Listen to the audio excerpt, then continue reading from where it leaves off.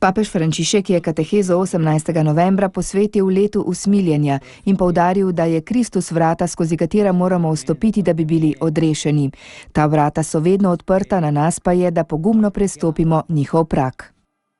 Že na sinodi so družine dobile mnoge spodbude, da bi odprle svoja vrata Gospodu, ki nikoli ne vstopa na silo, ampak vedno prosi za dovoljenje, da lahko pride k nam, je dejal papež. Po drugi strani pa v svetu najdemo številna tesno zaprta vrata, na kar smo se že povsem navadili, je dejal papež in dodal.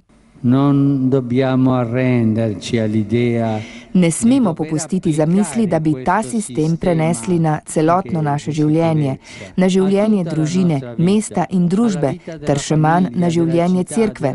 To bi bilo strašno. Negostoljubna cerkev, kot tudi družina zaprta sama vase, žalita evangelij in siromašita svet. Vrata sama po sebi predstavljajo neko simbolično vrednost, vendar pa morajo ščititi in ne zavračati.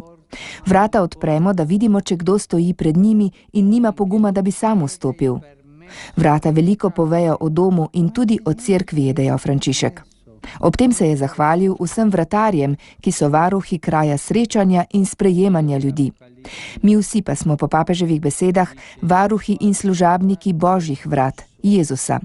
On nam razsvetljuje vsa vrata našega življenja, vključno z rojstvom in smrtjo. Moramo vstopiti skozi vrata in poslušati Jezusov glas. Če slišimo ton njegovega glasu, smo varni in odrešeni. Vstopimo lahko brez strahu in izstopimo brez nevarnosti, je dejal sveti oče. Cerkev pa je po njegovih besedah le vratarica Gospodove hiše in ne njena gospodarica. Vse družine je zato sveti oče povabil, naj iz domačih vrat naredijo majhno, veliko znamenje vrat Božjega usmiljenja in sprejemanja.